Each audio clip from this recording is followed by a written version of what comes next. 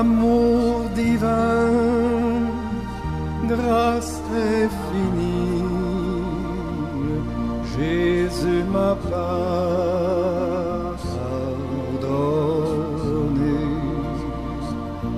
Et gloire, amour, bonheur et vie, Jésus m'a tout donné. Jésus m'a tout donné.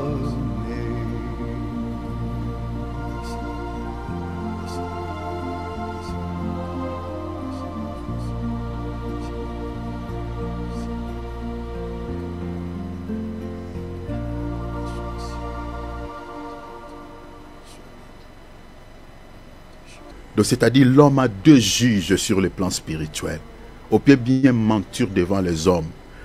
On peut nier tout ce qu'on pose comme mauvais acte devant les humains. Mais on ne peut pas nier ce qu'on pose comme mauvais acte devant le juge de sa vie qui est le cœur, qui est le Seigneur. Le Seigneur est le plus grand juge. Sois conscient et répare. Parce que le péché, c'est tout un obstacle dans la prière. N'oubliez jamais cela. Nous entendons des choses de la part de Dieu, mais bien aimé, mais dans quel état? Dans l'état de se la suivre? Dans l'état du péché? Non! Nous sommes ses fils, nous sommes ses filles, nous devons se rapprocher du Père et avec beaucoup d'humilité. Papa, j'ai fait ceci, j'ai fait cela, papa, pardonne-moi. Alors, réparons s'il vous plaît, répare-toi avec papa. C'est ton père, n'est pas de mauvaise culpabilité de dire bon, demain encore je vais faire une chute, je vais confesser là. Oui, le Seigneur sait, mais répare d'abord pour ce que tu as fait demain, hier, pardon, aujourd'hui. Répare d'abord par rapport à cela, s'il te plaît, pour que ta prière soit exaucée. La requête que tu vas introduire auprès de Dieu soit exaucée. Arrange ta vie avec le Seigneur. Prions s'il vous plaît. Aimé dans le Seigneur,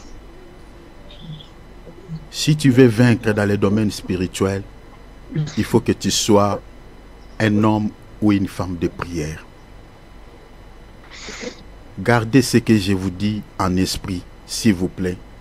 Si tu veux être fort sur le plan spirituel et tu veux vaincre tes ennemis, tu dois être fort dans la prière et puis dans le jeûne. Qu'est-ce qui me pousse à le dire? Parce que sans la prière, sans le jeûne, aucun démon peut avoir peur de toi. Aucun démon s'éloignera de ta vie. Beaucoup de gens pensent que les démons sont en petit nombre. Regardez, vous savez, le nombre de démons sont tellement considérables que le nombre des êtres humains dans ce monde. La raison pour laquelle, si vous lisez les livres d'Apocalypse, les livres plutôt de Jude, même de Pierre, il y a une grande partie des esprits, des anges déchus, étaient enfermés dans l'abîme. C'était pour cette raison. Parce que si Dieu avait laissé tous les esprits en liberté, l'homme ne pouvait pas vivre. Qu'est-ce qui me pousse à le dire? Si vous lisez par exemple dans Apocalypse chapitre 12, vous lisez les versets, à partir du premier verset vous descendez. La Bible dit, lorsqu'on a précipité le diable sur la terre, sa queue avait entraîné, ça c'est encore, il faut expliquer, mais on expliquera un autre jour. La Bible dit, sa queue avait entraîné un tiers de étoiles. Mon bien-aimé Philippe, tu peux me les lire s'il te plaît, lis pour les bien-aimés. Lis s'il te plaît.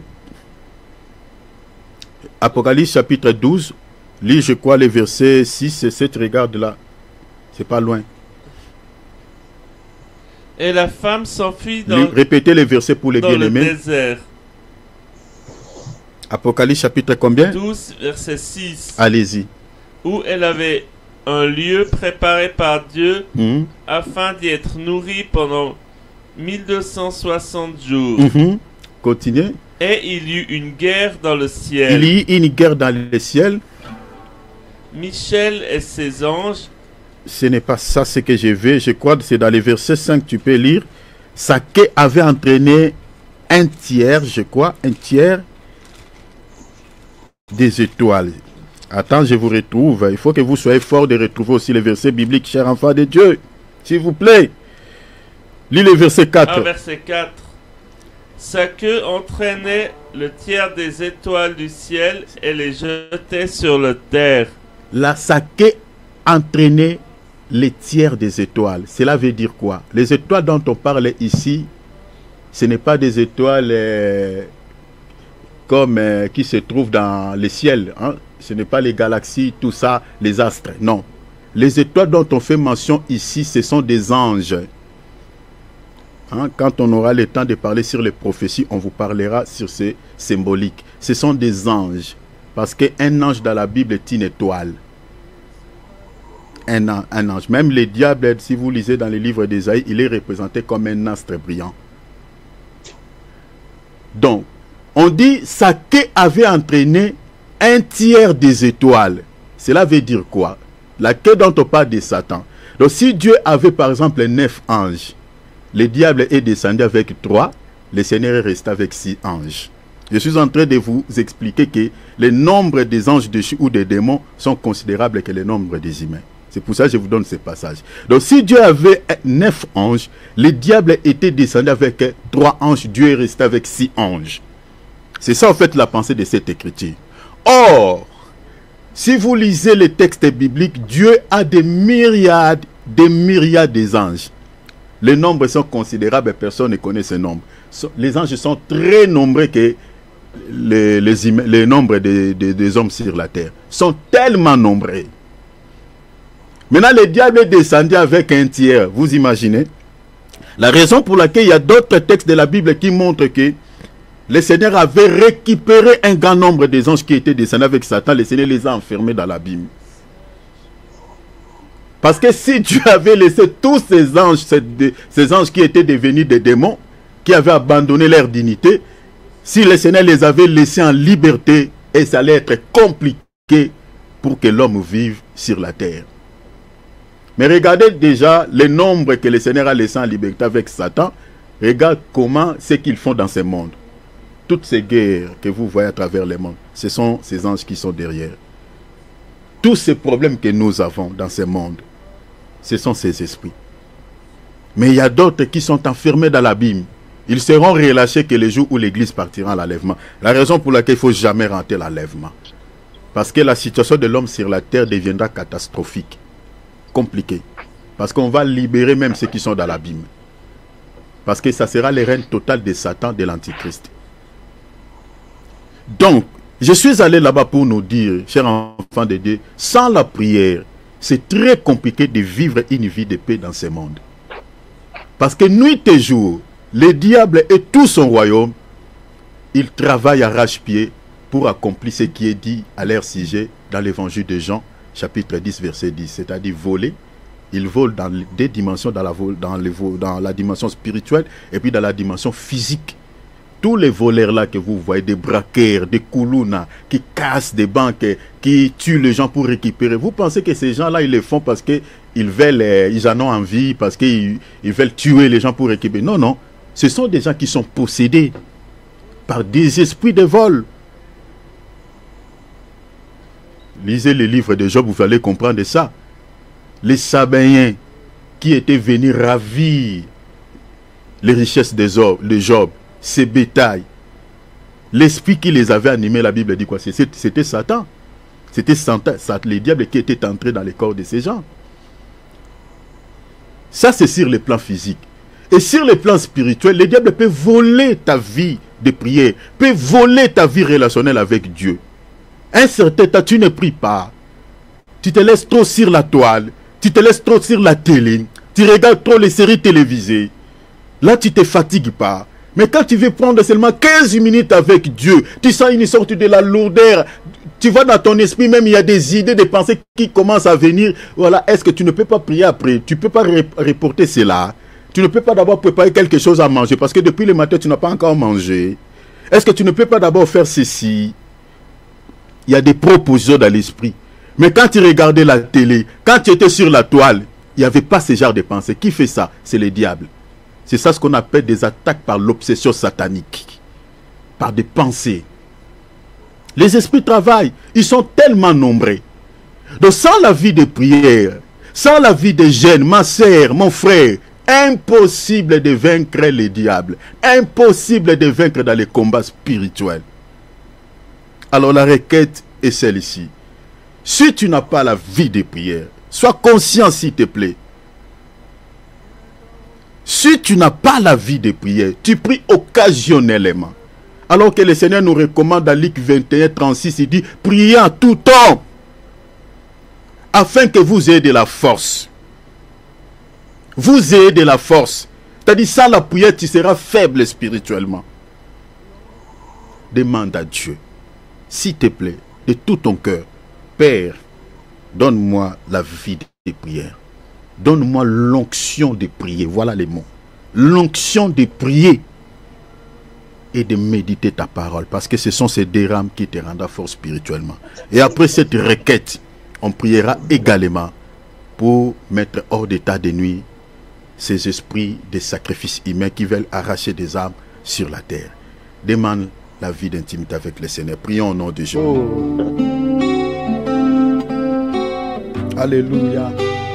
Ofandi na motema nanga na esika ebulisami lipai ozanga mpe nazali yanga na yo ekosila te o moninga oyo atango nyonso ngolu nazwi nde koyeba yo yo nde osengeli mpo na nga Yesu yaya yoza malamu natatoli na bomoi na ngai Yesu nde mokonzi natatoli na bomoi na nga Yesu nde mokonzi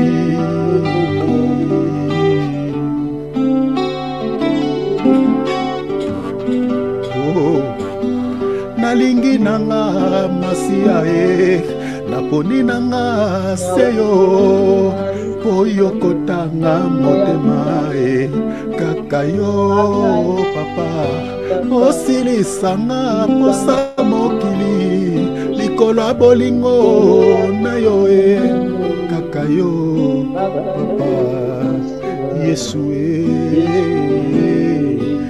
kaka yo masia Yesu nalingi nanga masia naponi nanga seyo po yokotanga motema kaka yo papa osilisanga posa mokili likolo ya bolingo na yo kaka yo masia Yesu kaka yo papa Yesu. Acclamons le Seigneur, donnons-lui gloire. Il est merveilleux. Que l'honneur, la gloire reviennent à notre Dieu. Alléluia. Gloire au Seigneur. Je demanderai à tous les Béréens de mettre nos micros à mode silencieux et de rester en place et d'écouter la parole. Prenons nos Bibles, prenons nos calepins. Voilà, faisons comme d'hab.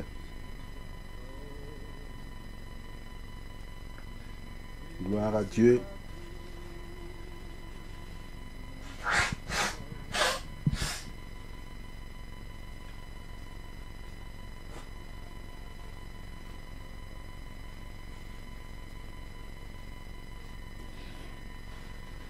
Gloire au Seigneur. Désolé, j'étais en train de me moucher.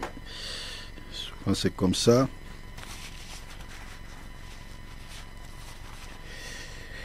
Nous sommes en train de partager sur cette thématique que nous avions commencé déjà il y a quelques temps. Donc, nous sommes toujours dans l'introduction. Je crois que demain, je vais couvrir l'homme de Dieu Alex. Donc, je crois que je mettrai un point virgule par rapport à cela. Donc demain, ne manquez pas, je mettrai un point virgule sur cette introduction. Et à partir de la semaine prochaine, donc à partir du mercredi, nous allons toucher directement sur toutes les grandes lignes que je nous avais présentées ici. On va parler sur chacune des grandes lignes.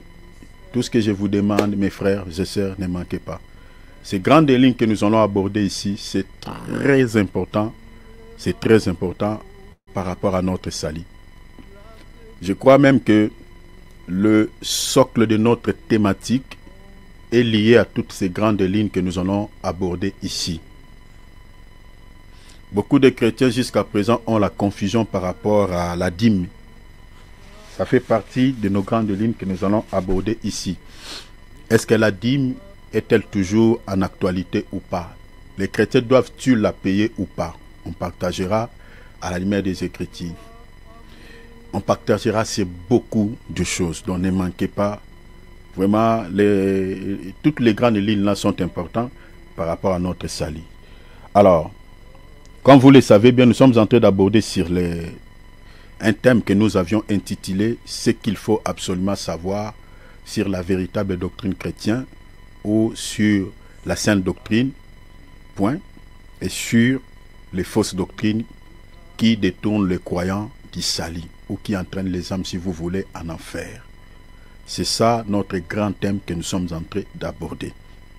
Alors, la question que nous sommes en train de poser, parce que je touche directement là où nous nous sommes attelés, la question que nous sommes en train d'aborder par rapport à cette thématique est d'où vient l'inspiration de la sainte doctrine et celle des fausses doctrines selon les saintes écritures. Nous sommes attelés à ce niveau. D'où vient l'inspiration de la sainte doctrine ou de la véritable doctrine chrétienne et celle des fausses doctrines selon les Écritures? Bien-aimés, vous voyez cette question, ça semble un peu bon. Évangile, depuis qu'on a commencé, nous sommes attelés sur ces points-là. C'est hyper important par rapport à notre salut.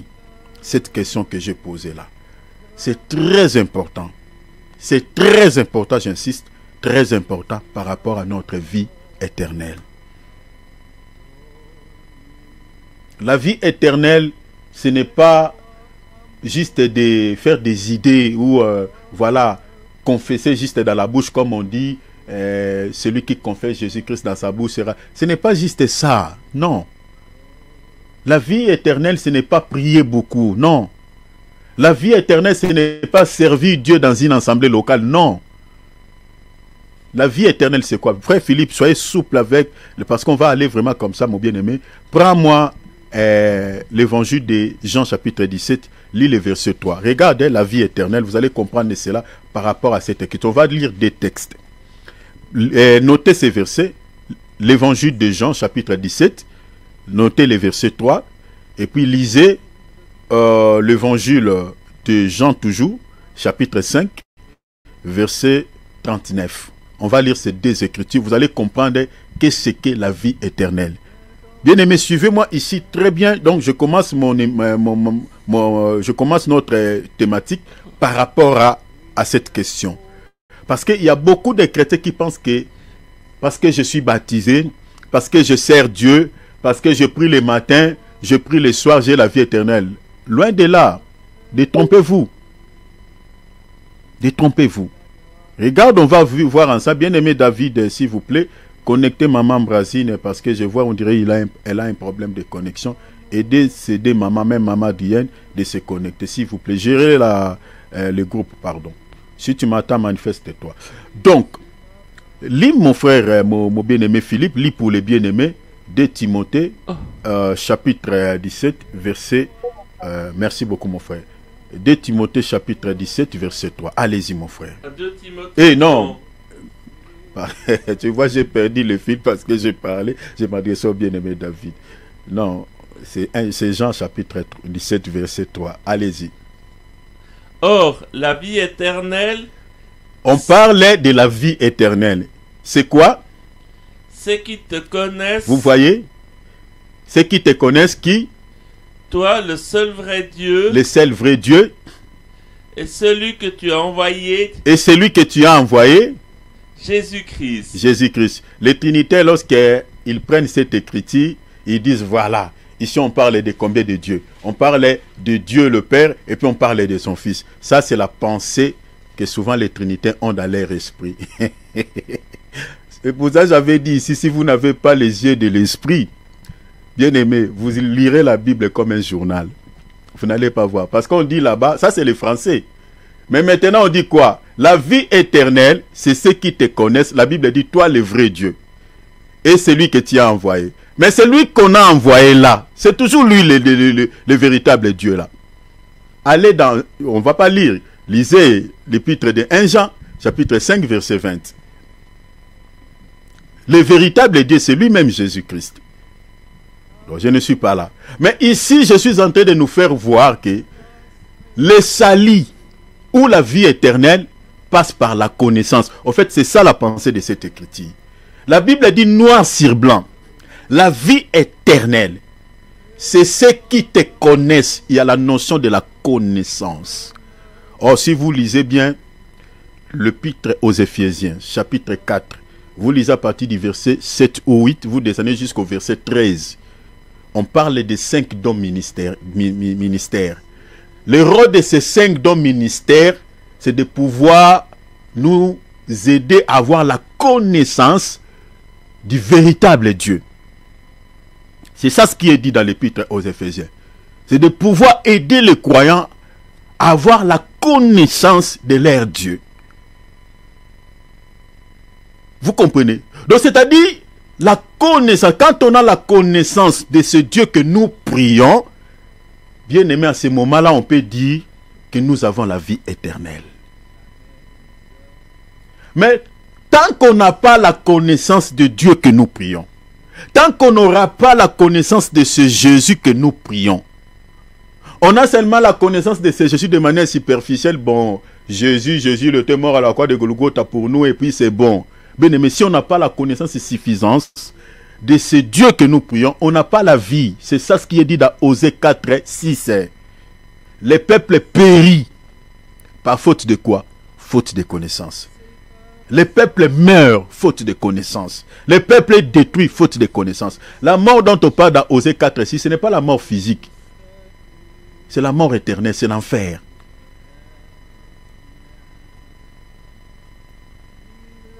Donc si tu veux te rassurer que tu as la vie éternelle, tu es sauvé, tu dois avoir la connaissance de ce Dieu que tu pries.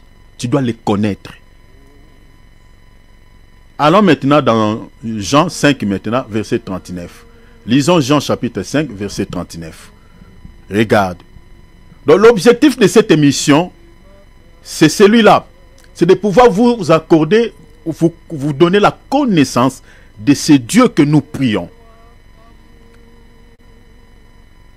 Allez-y mon frère. Vous sondez les Écritures. Vous sondez. Attention. La Bible ne dit pas ici, vous lisez. Ou vous méditez. Vous sondez. Bien aimé, quand on lit la Bible, j'ai toujours dit ici, il faut veiller sur les mots. Parce que dans la Bible, nous avons la lecture. Parce que si vous lisez par exemple Ésaïe, chapitre combien? Chapitre je crois 16, vous lisez le verset 34. Ou soit 34, 16. Vice versa. Vous allez voir que la Bible dit quoi? Consultez les livres de l'Éternel. Et le texte dit quoi? Lisez.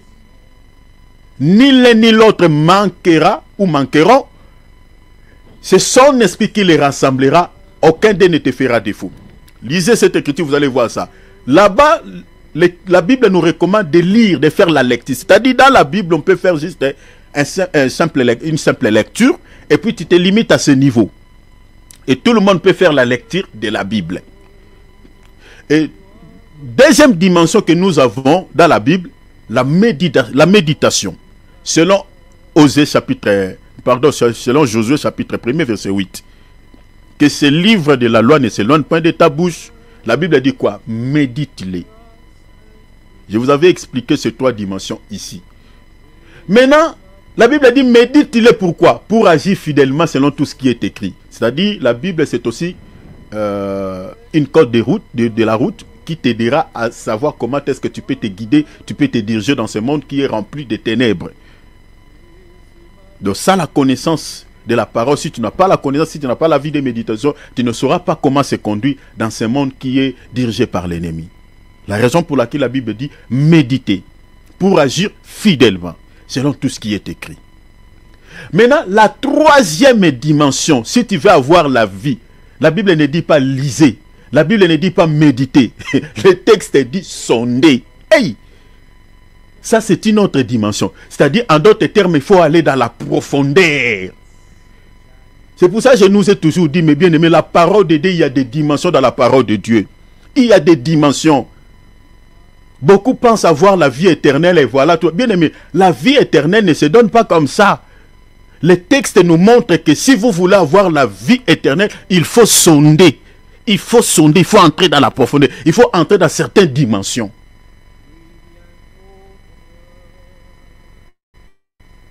C'est pour cela que vous remarquerez, le Seigneur, quand il était en train de donner les recommandations d'adieu à ses disciples, si vous lisez par exemple dans l'évangile de Matthieu 28, le Seigneur il est en train de recommander à ses disciples, il dit, allez faites de toutes les nations des disciples. Le Seigneur ne dit pas prêchez-les ou ne dit pas exhortez-les. Le Seigneur dit enseignez-les. Vous comprenez? Parce que nous sondons les Écritures dans l'enseignement. Nous entrons dans la profondeur de la parole de Dieu dans l'enseignement. Parce qu'enseignement, on ne prépare pas un enseignement comme on ne prépare une exhortation, comme on ne prépare une prédication. Non. Vous savez, dans les évangélisations, quand on fait les évangélisations de porte à porte ou dans les milieux publics, là, nous faisons la prédication. Nous sommes en train d'évangéliser, de chercher comment on peut gagner des âmes, comment on peut pour rapprocher les gens auprès de Dieu. Nous faisons des prédications dans les évangélisations.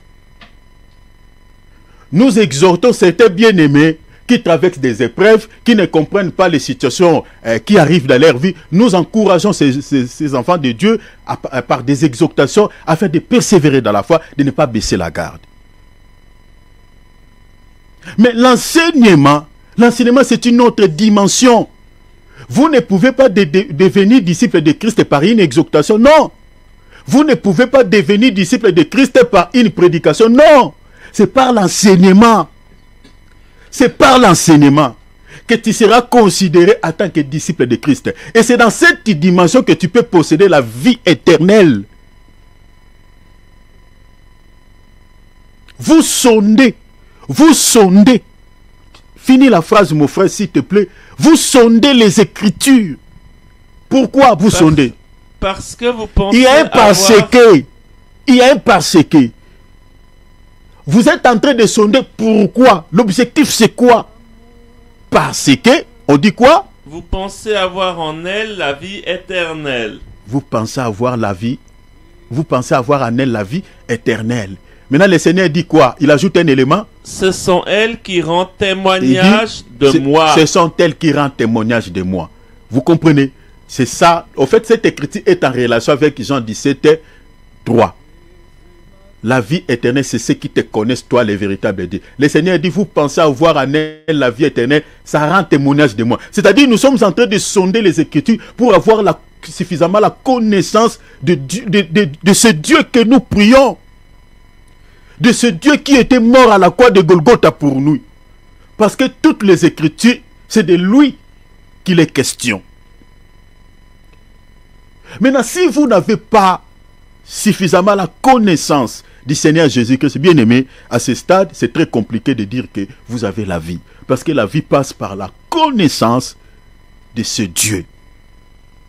Donc la raison pour laquelle nous sommes en train de vous donner ces enseignements pour que vous puissiez connaître celui qui était mort pour vous ou celui qui était mort pour nous à la croix de Golgotha. Donc je suis allé là-bas pour nous dire que la question que nous avons mis ici,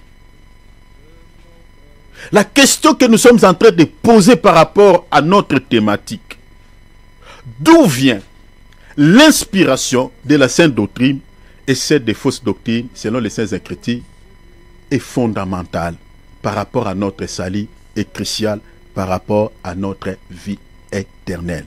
Donc ne prenez pas cette question à la légère, c'est crucial, c'est fondamental par rapport à notre salut.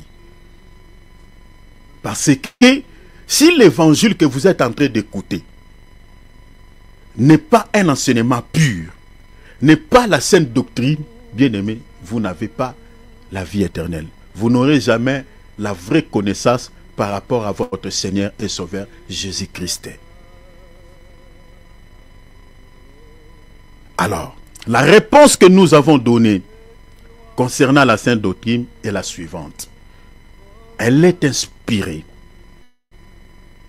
de l'esprit de la vérité, soutenue par le ministère des anges de Dieu et propagée par des serviteurs fidèles de Dieu.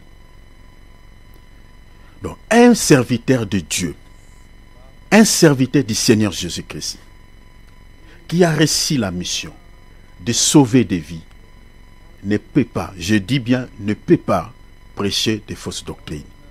Impossible, impossible, impossible, impossible. Pourquoi? Parce que la sainte doctrine est inspirée par l'esprit de vérité. Tel que je suis là, je ne peux pas vous mentir au nom de Dieu. Jamais.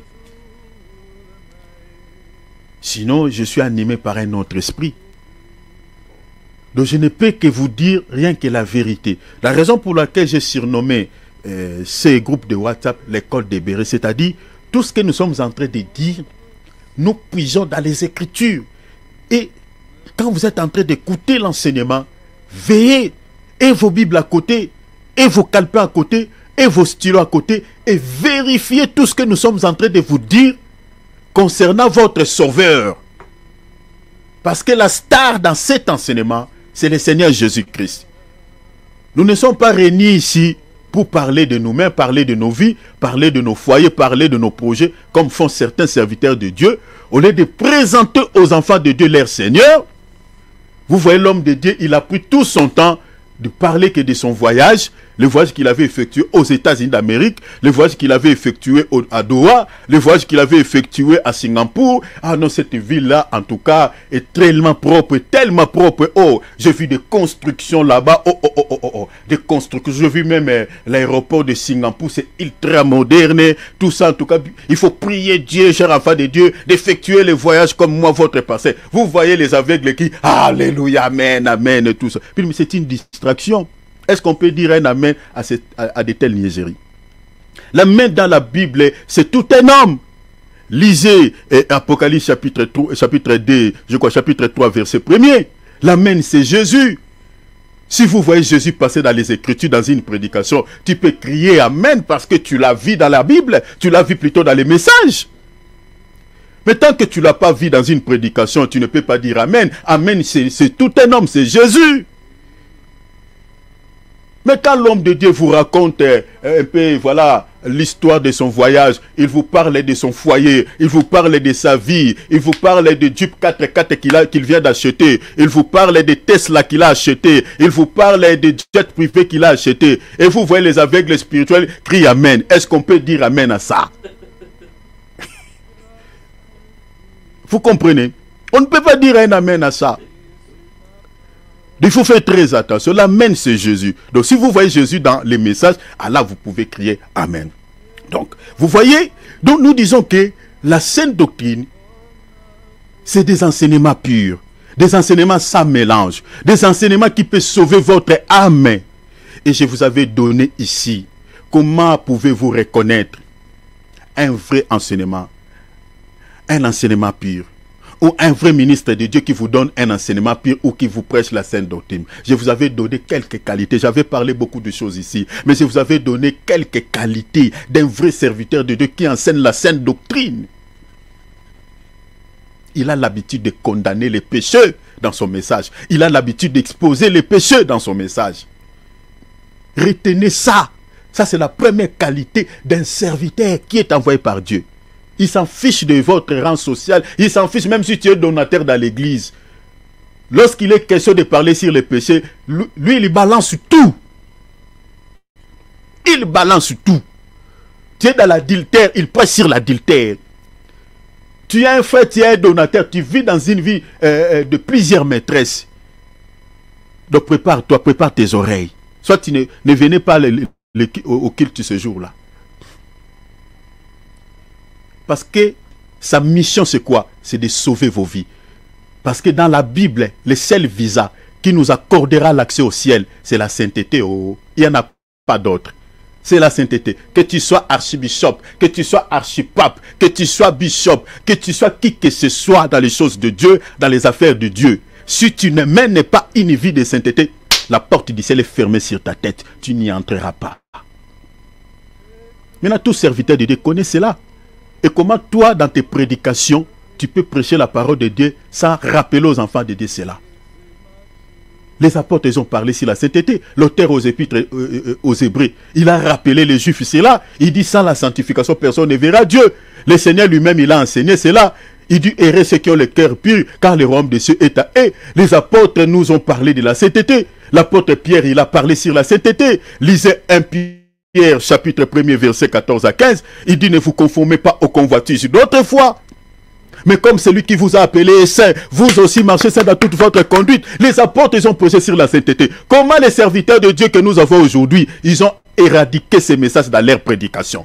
Posez-vous la question. Quel est l'esprit qui les anime? C'est l'esprit de la vérité? Est-ce que ces gens-là sont-ils mandatés par le Seigneur? Est-ce que ces gens-là leurs messages sont battus sur les enseignements des prophètes et des apôtres? Posez-vous la question. Un serviteur qui est envoyé par Dieu et qui est assis sur les fondements des prophètes et des apôtres qui nous ont légué cet enseignement, ces messages, bien aimés, il marche sur les traces de nos aïeux, de nos ancêtres, de nos pères dans la foi. Il condamne les péchés dans son message. Et au-delà de cela, il vous parle sur la foi, sur le combat de la foi. Parce que tout chrétien est censé de passer par le désert avant d'atteindre Canaan. C'est le seul chemin que le Seigneur nous amène. Vous ne passerez pas au chemin des Philistins. Vous quittez l'Égypte, vous quittez le monde. Le chemin, c'est le désert. Il faut que vous soyez taillés. Il faut que vous soyez purifiés. Alors, on doit vous préparer. On doit vous préparer. Parce que dans les déserts, on doit combattre avec les Amalécites. On doit combattre avec des Moabites. On doit combattre avec plusieurs nations. Il faut qu'on nous prépare par rapport au combat de la foi. Et tout vrai serviteur de Dieu connaît cela. Et les combats de la foi sont liés au salut. L'apôtre Paul l'a enseigné. 1 Timothée chapitre 6 verset 12. L'apôtre Paul dit, combat les bons combats de la foi. Saisis la vie éternelle. Saisis la vie éternelle. Quelque chose qu'on saisisse, bien aimé, si tu ne la saisis pas bien, tu peux la perdre. Combat les bons combats de la foi. Saisis la vie éternelle à laquelle tu as été appelé. Un vrai serviteur, il parle sur le combat de la foi. Il prêche sur la repentance. Il prêche sur l'enlèvement. Voilà, je vous avais expliqué beaucoup de choses par rapport à la Sainte Doctrine. Ce sont ces messages-là qui sont des enseignements de la Sainte Doctrine. Ce sont des enseignements qui ne touchent pas votre chair, qui ne vous caressent pas au sens du poil, mais qui ciblent votre âme. Parce que le problème, c'est l'âme. Notre cible, c'est l'âme. Un vrai serviteur de Dieu ne cible pas trop la chair, mais il cible l'âme. Mais, je vous avais dit, si dans l'église où vous priez, votre pasteur, le ministre de cette église, l'ange de cette église, n'a pas l'habitude de prêcher sur ce genre de messages, attention. Il vous prêche que sur les messages qui vous caressent au sens du poil. Il vous prêche que sur les messages qui ne touchent que la chair, qui ne touchent que sur le matériel. Attention. C'est celui dont on parle dans Philippiens 3, 18, ennemi de la croix de Christ. Il vous présente un autre Dieu. Alors, je vous avais donné plusieurs passages qui nous montre noir sur blanc que la sainte doctrine est inspirée par l'Esprit de la vérité. Elle est soutenue par les anges de Dieu. Je vous avais parlé beaucoup ici sur l'angéologie, un tout petit peu sur l'angéologie, que les anges de Dieu ne sont pas là pour guérir les malades. Le Seigneur n'envoie pas ses anges seulement pour voilà, combattre pour nous. Il n'envoie pas ses anges seulement pour voilà, nous révéler certaines choses. Mais les anges de Dieu, le Seigneur les envoie pour également nous enseigner la parole, nous instruire. Je vous avais donné beaucoup de textes. On a vu, Dieu a envoyé Gabriel pour enseigner Daniel la vision, pour enseigner Daniel les choses qui étaient scellées pour Daniel. Tout ce que le Seigneur était en train de montrer à Daniel. On a vu Gabriel était envoyé dépêché par Dieu dans un vol rapide. Il dit, allez ouvrir son intelligence, enseigne à Daniel ces choses. Donc vous voyez ici, Daniel vient pour enseigner. Daniel en tant que ministre de Dieu. Daniel en tant que prophète de Dieu. Et Daniel à son retour va enseigner l'Israël. Va aussi nous enseigner aujourd'hui parce qu'aujourd'hui, nous lisons aussi les écrits de Daniel. Nous enseignons aussi les enseignements de Daniel. On a vu également l'apôtre Jean. Il a été enseigné par l'ange. Le Seigneur était en train de montrer les visions à Jean. Mais Jean ne pouvait pas déceler la pensée de Dieu parce que ces choses étaient scellées. Il a fallu une autre dimension. Il a fallu une intelligence surnaturelle. Et Dieu a envoyé l'ange pour aider Jean. Mais vous allez remarquer le même Gabriel qui était venu pour instruire, pour enseigner aux serviteurs de Dieu les choses de Dieu. Dans la vie de Zacharie, le même Gabriel n'était pas venu pour enseigner, mais il était venu pour accorder la maternité. Vous voyez, une délivrance. Donc, les anges de Dieu, le ministère, quand on parle des ministères des anges, c'est tout ce que je suis en train de vous dire. Les anges enseignent la parole. Les anges, c'est pour ça que je dis qu'un vrai ministre de Dieu ne peut pas prêcher de fausses doctrines. Parce que les anges de Dieu sont là pour nous aider, pour nous empêcher de prêcher des fausses doctrines. Ils nous aident à prêcher avec précision la parole de Dieu. C'est ça leur mission. Selon l'épître aux Hébreux, chapitre 1er, verset, je crois, verset 15. Donc, quand vous voyez un serviteur de Dieu prêche des fausses doctrines, allez-y comprendre. L'esprit qui l'anime, ce n'est pas l'esprit de Dieu. Et il est soutenu peut-être par des esprits impurs. Je vous avais parlé beaucoup de choses par rapport au ministère des anges. Parce qu'il y a aussi une fausse doctrine concernant l'angéologie. Et je crois que quand on parlera sur le sacerdotalisme, on parlera également sur l'angéologie. Parce que l'angéologie qui est prêchée par les faux prophètes est une fausse doctrine. Je vous avais donné quelques signes ici pour comprendre ou pour connaître ces faux enseignements sur l'angéologie. Quand vous voyez en plein culte un homme de Dieu qui est en train de dire « j'active les anges », je libère les anges, je commande les anges, j'ordonne les anges. Vous entendez un peu ce genre d'expression. Attention, c'est un sorcier, c'est un kabbaliste. Parce que c'est dans la kabbale. Au fait, il y a cette notion d'activer les anges. Il y a cette notion de libérer les anges. C'est dans la kabbale, il y a ça.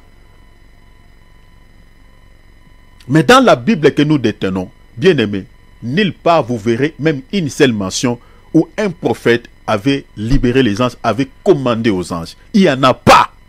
Commençant dans les Tanakh jusque dans la Nouvelle Alliance, dans le Nouveau Testament. Il n'y en a pas. Il n'y a aucune mention où vous voyez un prophète de Dieu avait commandé aux anges, avait libéré les anges. Il n'y en a pas. Mais par contre, Dieu lui-même, dans son bon vouloir, il a envoyé ses anges pour faire un travail dans la vie de ses enfants. C'est Dieu qui envoie. Je vous avais donné plusieurs textes ici. Alors faites-vous attention. Si vous entendez un enseignement du genre que voilà, cher enfant de Dieu, tu peux activer les anges de guérison dans ta vie. Tu peux activer les anges de bénédiction dans ta vie. Bien aimé, attention. C'est déjà le début de l'initiation à la kabbale juive, à la sorcellerie. Parce que c'est de cette manière que ces gens-là envoûtent les gens. Je vous avais expliqué beaucoup de choses, mais quand on touchera sur les grandes lignes, on vous parlera également beaucoup de choses par rapport à cela. Alors, les fausses doctrines sont inspirées par l'esprit de l'erreur. Sont inspirées par l'esprit de l'erreur. Elle est soutenue par des démons. Elle est également propagée par des ouvriers trompeurs, des ministres de Satan. Parce qu'il y a beaucoup de gens qui disent que voilà, partout où on confesse Dieu, moi je peux prier. Partout où on parle de Dieu, Dieu est là. Faites-vous attention. Les gens qui disent comme ça, qui disent des choses comme ça, ce sont des gens qui n'ont pas au fait la connaissance, qui ne comprennent absolument rien à ce qui concerne les choses de Dieu. Dieu n'est pas partout. Partout où vous entendez les tam-tams, partout où vous entendez les instruments jouent, on chante Jésus, on parle de Jésus. Bien aimé, attention, Jésus n'est pas forcément là-bas. Attention.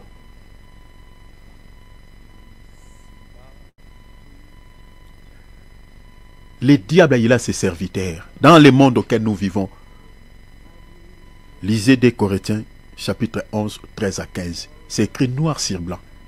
C'est écrit noir sur blanc. On parle des apôtres de Satan. On parle des prophètes de Satan. On parle des docteurs de Satan. Dans les 5 dons ministériels que Jésus a donnés à l'église, pasteur, évangéliste, docteur, apôtre, prophète, le diable aussi, il a ces 5 dons ministériels que lui-même il a donné à ses serviteurs. Il a établi dans ses églises à lui, dans le monde auquel nous vivons. Et je nous avais donné des signes pour reconnaître ces gens et reconnaître leurs assemblées. Ils ont des méga church. La plupart des grandes églises appartiennent au Satan. Cela peut vous scandaliser, peut vous étonner, mais c'est ça la vérité. Sur 10, Jésus peut avoir 3 grandes églises. Sur 10, 7 appartiennent à l'ennemi. C'est une prophétie, Jésus lui-même l'avait dit. Plusieurs faux prophètes, ils séduiront beaucoup de gens. Le fait qu'ils seront nombreux, ils auront également des méga tchèches. Ils vont séduire beaucoup de gens. Ils auront des grandes églises parce qu'ils sont nombreux. Le diable a beaucoup de serviteurs que le Seigneur Jésus-Christ. Vous pouvez comprendre cela même en lisant parabole des livrets. Vous savez que Jésus avait semé la bonne semence dans son champ. Mais vous allez voir que quand l'herbe commence à pousser, l'ivraie s'est fait remarquer plus que la bonne semence. Regardez même, je prends un exemple terre à terre pour que vous compreniez la parabole des livrets. Regardez même dans le champ, ceux qui cultivent, ils connaissent cela. Quand vous avez semé, par exemple, vous avez semé les matembele, hein, ou les légumes, peu importe les légumes, vous avez semé, voilà, les légumes dans votre champ. Si vous n'entretenez pas ces champs, le champ sera envahi par de mauvaises herbes ou de mauvaises plantes. Les mauvaises plantes, là, c'est ça ce qu'on appelle l'ivraie. Bien que l'ivraie, c'est une plante de par sa nature, mais de mauvaises plantes sont considérées comme aussi l'ivraie. Parce que ça envahit les champs. Les gens ne verront plus les légumes que tu avais semés, la bonne semence. C'est ça l'ivraie. Et sur le plan spirituel, au fait, c'est ça. Le diable, il a beaucoup de serviteurs que le Seigneur Jésus-Christ. Et le fait qu'ils sont beaucoup, ils gagnent beaucoup de âmes. Alors, j'avais dit tantôt que quand on parle de l'esprit de l'erreur, ne vous posez pas 2, 3, 4 questions. L'esprit de l'erreur dans la Bible, dans un autre langage, c'est l'aveuglement spirituel. L'aveuglement spirituel. L'obscurité au niveau de l'âme. C'est ce qui empêche les faux prophètes de pouvoir prêcher la saine doctrine. Ils lisent bien la Bible, littéralement. Ils lisent bien. Ce sont des gens qui ont fait la rhétorique. Ils parlent très bien français. Ils font de très belles lectures de la parole. Plus que nous.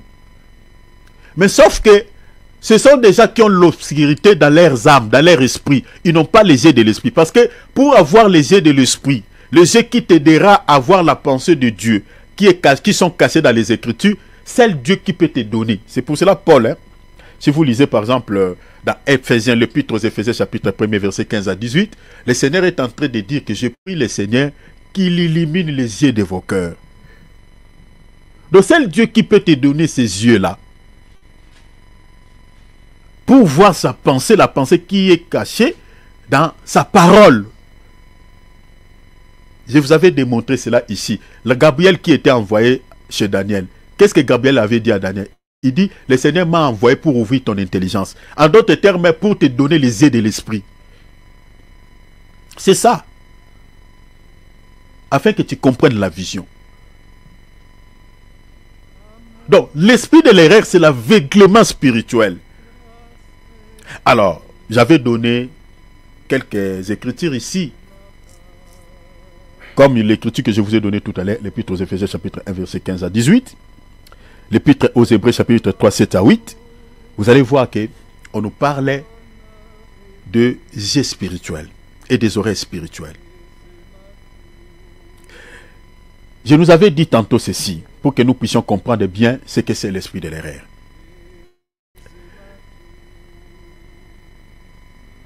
Sur le plan physique et spirituel, toute compréhension de choses, suivez-moi ici très bien, parce que j'ajouterai quelques éléments par rapport à ce que j'avais dit.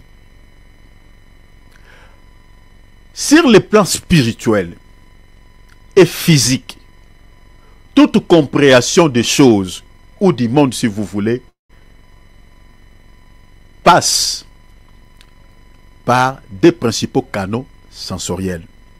Soulignez cela, je crois que ce qui était là la fois passée, vous avez ça, vous avez noté cela dans vos calepins. Toute compréhension des choses, sur le plan physique, sur le plan spirituel, passe par ces deux principaux ou par ces deux grands canaux sensoriels qui ne sont rien d'autre que l'ouïe et la vue, les yeux et les oreilles. Bien aimé, sur le plan physique, si votre oreille ou vos yeux sont endommagés, c'est fini. Vous ressemblez à un mort mais vivant, encore en vie.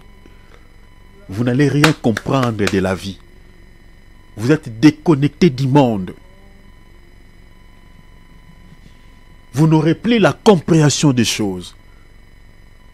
Donc, ce qui nous aide en tant qu'être humain, ce qui nous aide à comprendre les choses dans le monde, ce qui nous aide à comprendre, à saisir certaines pensées, même sur le plan spirituel, de comprendre les choses dans ce monde, ce sont ces deux principaux canaux sensoriels qui ne sont rien d'autre que l'ouïe et la vue. Alingala bandeko, ce qui mis ce toboki, mato et koufi, oroye balso e logo morote na mukilio et sili, compréhension makambo oroye bango lisute.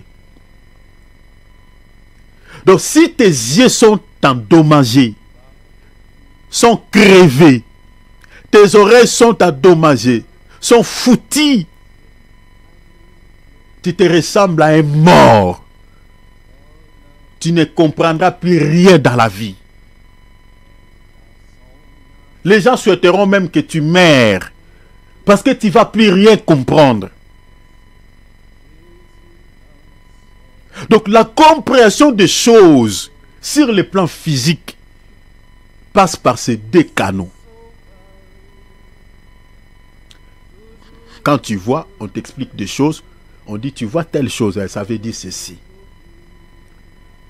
Maintenant, si tes yeux sont crevés, à travers lui, tu peux aussi comprendre. Sur le plan spirituel, est pareil. Les yeux de l'esprit existent. Les oreilles de l'esprit existent. C'est Dieu qui donne à ses enfants ses yeux spirituels. C'est Dieu qui donne à ses enfants ses oreilles spirituelles.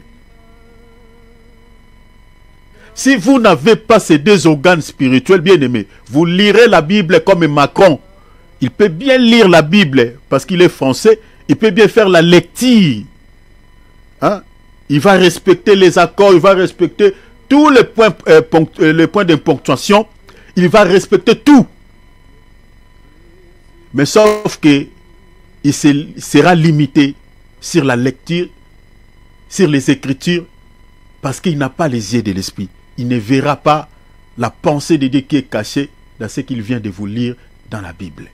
C'est pour ça que vous trouverez la Bible même chez les féticheurs.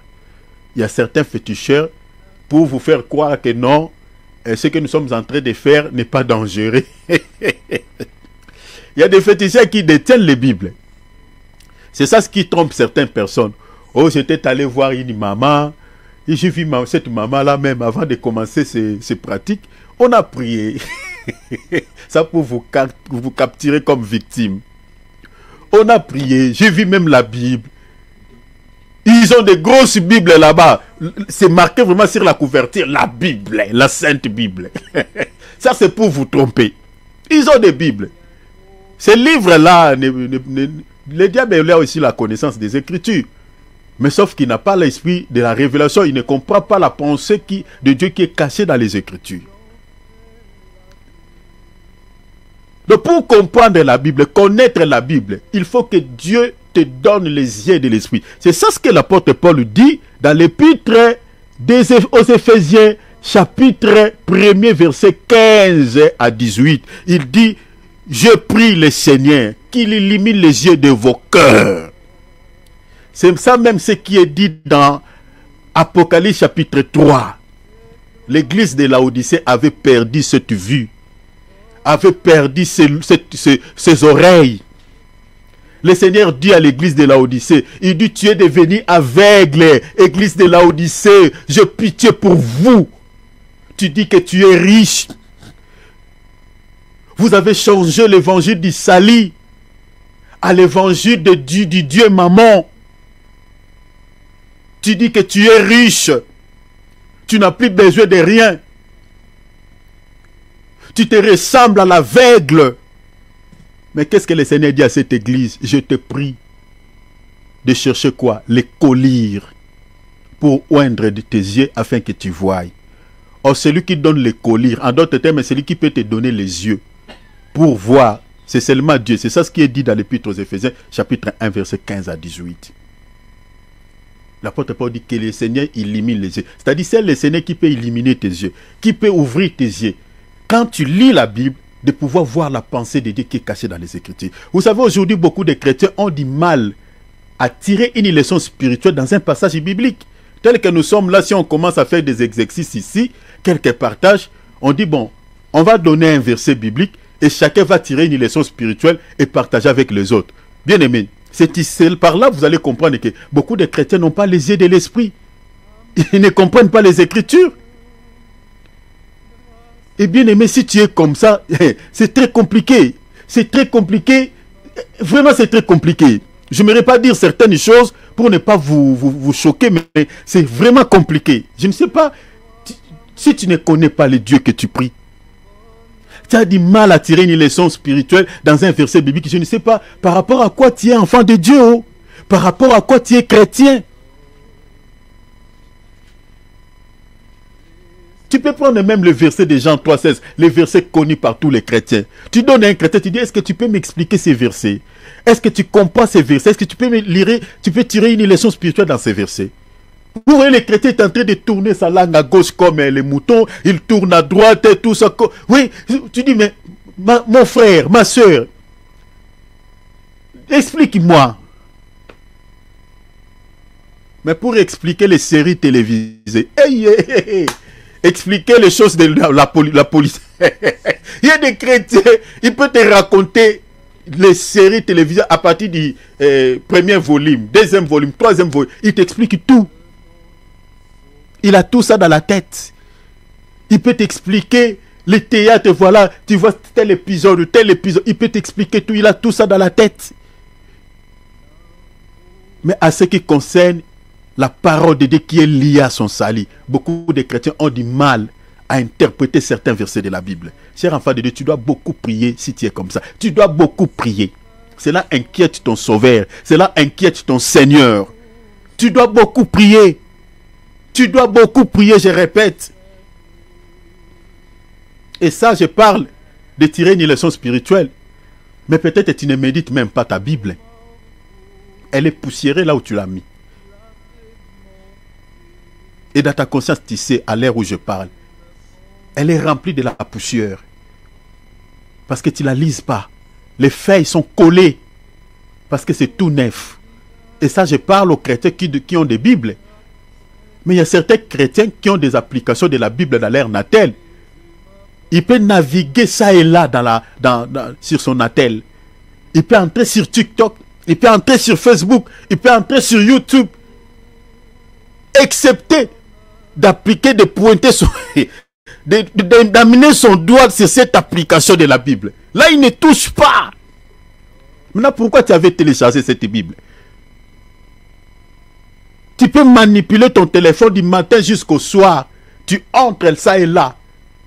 Seulement cette application-là de la Bible, ça tu ne touches pas souvent. Pourquoi tu ne la lises pas? Parce que longtemps, certaines personnes donnaient des arguments du genre, voilà, je n'ai pas l'argent pour acheter la Bible. Oui, tu n'as pas l'argent. Aujourd'hui, merci réseaux sociaux parce qu'il y a des applications que tu peux télécharger. Il y a des bien-aimés qui nous ont aidés avec des applications bibliques. Tu télécharges ta Bible. Tu peux tout toucher sur ton attel, sauf cette application de la Bible. Tu l'ouvres pas, tu ne le touches pas. Et puis tu dis, je suis fille de Jésus, je suis fils de Jésus. Tu es fils de Jésus par rapport à quoi? Par rapport à quoi? Les enseignements de ton maître ne t'intéressent pas. Les livres qui racontent l'histoire de ton Seigneur, tu ne la médites pas, tu ne le médites pas.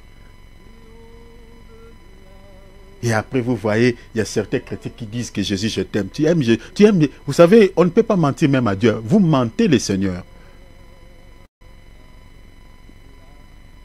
Le Seigneur dit, celui qui m'aime gardera ma parole. Tu auras le temps de lire la parole et de garder cette parole. Mais si tu n'as pas le temps de lire la Bible, tu as le temps pour d'autres choses sur la toile. Tu as le temps de faire d'autres choses sur ton attel. Sauf que ta Bible qui est sur ton attel, tu n'arrives à lire même un verset par jour. C'est très compliqué.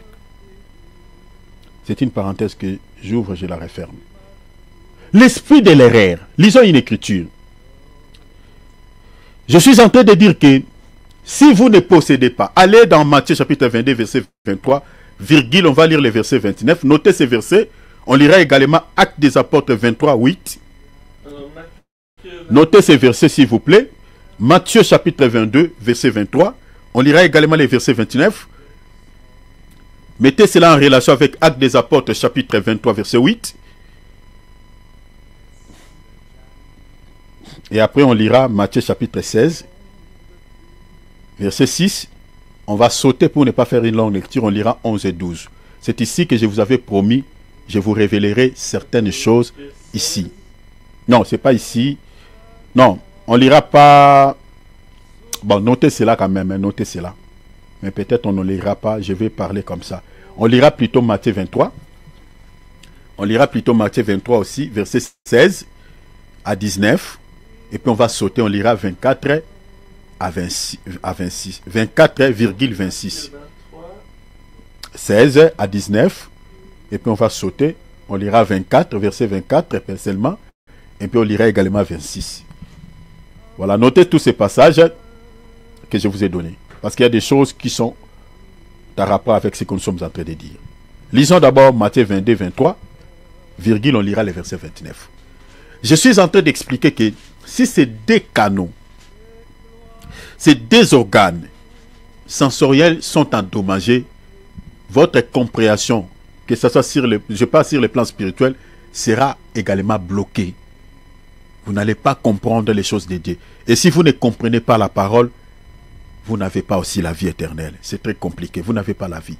La vie passe par la connaissance, comme j'ai dit tout à l'heure là. Passe par la compréhension de la parole de Dieu. Regardez ce qui est dit ici. Allez-y mon frère. Je parle de l'esprit de l'erreur. Allez-y. Le même jour, les Sadducéens qui disent qu'il n'y a point de résurrection. Qui étaient-ils les Sadducéens? Les Sadducéens étaient des enseignants de la parole. Ils enseignaient dans les synagogues la parole de Dieu. C'était des enseignants. Mais étaient des faux enseignants. Ils se ressemblent aujourd'hui aux faux prophètes que nous avons qui dirigent certains ensembles à travers le monde. Ils avaient un enseignement qui était très dangereux, un enseignement qui ne communiquait pas la vie, un enseignement qui égarait les gens sur le droit chemin de Dieu. Qu'est-ce qu'ils enseignaient? Ils disaient quoi? Ils vinrent auprès de Jésus et lui posèrent cette question. Ils disaient qu'il n'y a point de résurrection. Qu'il n'y a point de résurrection. C'était un enseignement très très dangereux. À cette époque-là, c'était à l'époque de Jésus.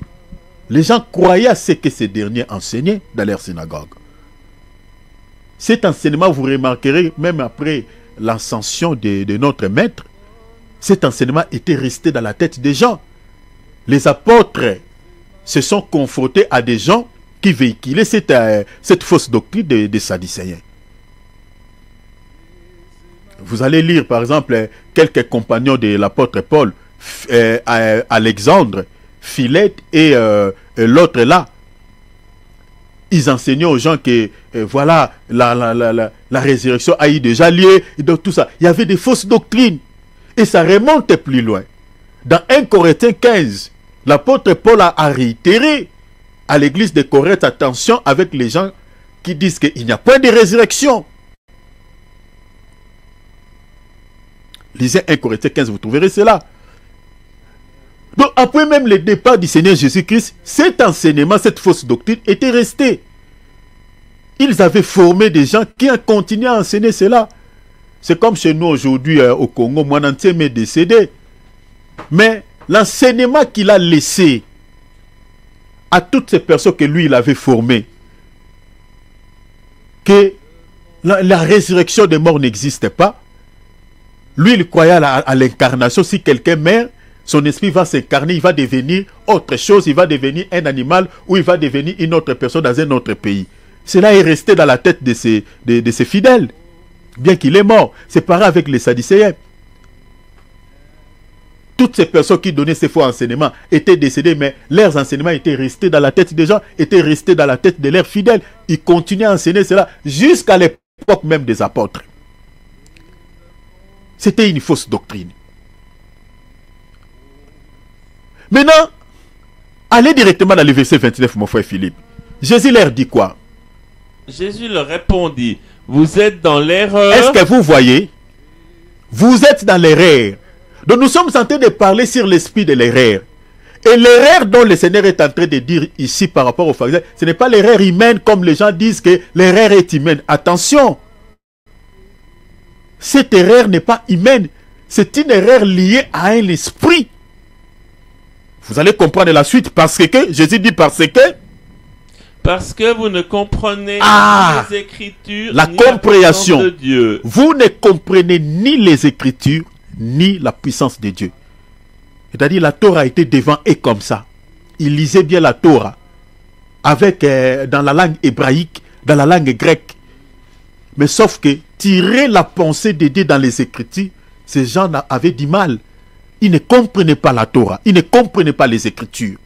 Leur compréhension était bouclée. Oh, nous avons dit tout à l'heure ici, toute compréhension des choses passe par ces deux grands canaux sensoriels qui n'est rien d'autre que la vie et lui. Or, sur le plan spirituel, les yeux du cœur existent, les yeux de l'esprit existent, les oreilles de l'esprit existent. Donc nous comprenons que l'esprit de l'erreur, c'est l'aveuglement, mais cet aveuglement, c'est au niveau de l'âme.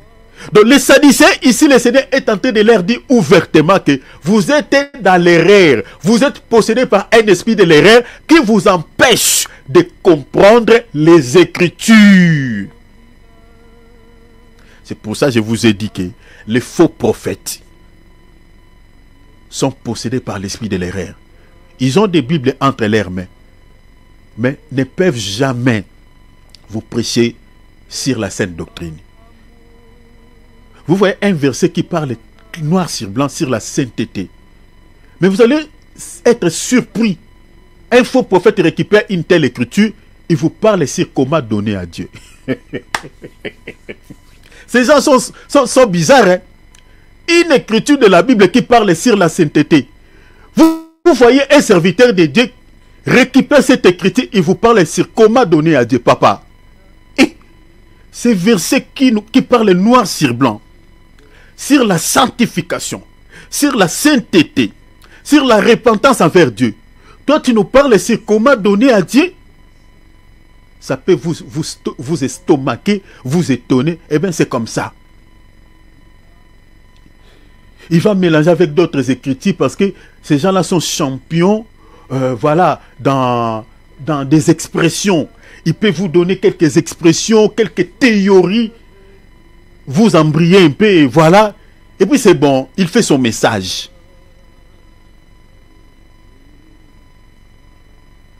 Le Seigneur dit aux Sadducéens, vous êtes possédés par l'esprit de l'erreur. C'est ce qui vous empêche de comprendre les Écritures. En d'autres termes, le Seigneur les avait privés les yeux de l'esprit. Ce n'était pas seulement les Sadducéens. Parce que ici le Seigneur dit, il ne croyait pas à la résurrection des morts. Mais dans Acte 23, verset 8, il niait également l'existence des anges. On ne va pas lire, on passe. Mon frère Philippe, pour gagner du temps, il niait carrément l'existence des esprits et des anges. C'est ce qu'ils enseignaient dans les synagogues. Et les gens croyaient à cette fausse doctrine. Pourquoi? C'était des gens qui n'avaient pas les yeux de l'esprit, les oreilles de l'esprit pour écouter Dieu, pour entendre Dieu. Leurs amis, les pharisiens, et ils croyaient comme le Seigneur à la résurrection des morts. Et ils croyaient à l'existence des anges et des esprits comme les apôtres. Mais le Seigneur les traitait sur le même pied d'égalité que les Sadducéens. Parce que eux aussi étaient possédés par l'esprit de l'erreur. Dans Matthieu 15, vous allez voir que le Seigneur est tenté de les réprimander en leur disant, vous mettez avant tout les traditions de vos pères que les commandements de Dieu. Vous annulez carrément les commandements de Dieu. Vous annulez carrément la parole de Dieu au profit de vos traditions. C'est le même comportement que nous retrouvons aujourd'hui. Beaucoup des églises croient comme nous à la résurrection des morts. Beaucoup des églises prêchent aussi qu'un jour l'enlèvement aura lieu. Le Seigneur viendra nous chercher. Mais vérifiez leurs traditions, vérifiez leur doctrine. Ce sont des gens qui mettent avant tout leur dogme, la doctrine de la Trinité. Si vous voulez travailler avec eux, il faut croire à cette doctrine. Si vous voulez travailler avec eux, il faut faire les services de baptême comme eux, au nom du Père et du Fils et du Saint-Esprit. Si vous voulez travailler avec eux, il faut faire les repas du Seigneur comme eux ils font. C'est-à-dire, couper le pain morceau, boire sur plusieurs coupes, et non sur une seule coupe. Alors que la sainte doctrine dans la Bible, les vins, nous buvons tous sur une même coupe. Nous mangeons un seul pain. Sur le plan spirituel, il y a un pourquoi. Mais ils ont tout changé. Et dans leurs églises, si vous ne croyez pas comme ils croient, vous n'allez pas travailler avec eux. Mais dans certains domaines, ils chantent comme nous Jésus. Ils parlent de Jésus. C'est ça l'esprit pharisaïque. Ils croient à la résurrection. Ils croient à l'existence des gens comme le Seigneur. Parce que le Seigneur croyait à la résurrection des morts. Croyait à l'existence des anges. Mais attention. Et c'est ça ce qui trompe beaucoup des enfants de Dieu. Beaucoup des enfants de Dieu prient dans les églises de faux prophètes. Ils pensent que voilà, parce qu'on confesse Jésus, parce que voilà, nous chantons Jésus, que Jésus est là. Je vous avais dit, vérifiez la doctrine. Vérifiez la doctrine. C'est pour cela, dans Matthieu 16, 11, vous lisez 6, 11, 12, Jésus mettait en garde. Mettez en garde. Mon frère Philippe, prends-moi ça. Ça, on va lire pour que vous compreniez. Que les Sadducéens et les pharisiens, le Seigneur les traitait sur le même pied d'égalité. Lisez d'abord 6. Jésus leur dit, il dit à qui il est en train de s'adresser à ses disciples. Comme moi, je suis en train de vous mettre en garde aujourd'hui, mes frères et sœurs. Jésus mettait en garde ses disciples à ce temps-là. Il dit, attention, il dit quoi? Allez-y, mon frère. Gardez-vous avec soin du levain des pharisiens et des sadducéens. Mettez-vous sur vos gardes. Mettez-vous sur vos gardes. Soyez prudents. Soyez prudents. Gardez-vous du levain des pharisiens et des sadducéens. Vous voyez, hein, les pharisiens qui croyaient à la résurrection, les pharisiens qui croyaient à l'existence des anges comme les seigneurs. Hein, lisez cela dans Actes, l'écriture que je vous ai donnée. Hein, lisez Actes, vous allez voir que les pharisiens croyaient à la résurrection. Croyaient à l'existence des anges. Lisez Actes 23, 8. Ils croyaient comme les seigneurs, comme les apôtres. Mais les seigneurs disent, bien qu'ils croient, attention. Ce sont des gens qui sont très attachés à la tradition qu'est la parole de Dieu. Comme moi, je suis en train de vous mettre en garde aujourd'hui. Si vous allez à l'église de Kintwadi, il confesse Jésus. Il parlait de Jésus. Il ne parlait pas de Satan. Mais vérifiez les doctrines. Allez à l'église catholique. Ils vous parlent de Jésus. Ils disent que Jésus était mort à la croix pour nous sauver. Ils croient à la résurrection comme les pharisiens. Mais vérifiez les doctrines. De l'autre côté, il y a Marie. Il y a des chapelets. Il y a beaucoup d'histoires. Les cultes des morts. Est-ce que vous voyez? Est-ce que vous voyez? Allez chez les témoins de Jéhovah. Vous pouvez écouter des cantiques, des musiques profanes, des chansons mondaines. Vous pouvez, voilà, boire de l'alcool. Vous pouvez... Il y a beaucoup de choses. Chers enfants de Dieu, faites-vous attention. Mettez-vous sur vos gardes. Le Seigneur mettait en garde ses disciples contre les levées des pharisiens. Il dit attention, ce n'est pas le fait qu'ils croient à la résurrection des morts, à l'existence des anges comme nous, qu'ils sont sur la saine doctrine. Ils sont sur le bon chemin. Attention. Attention.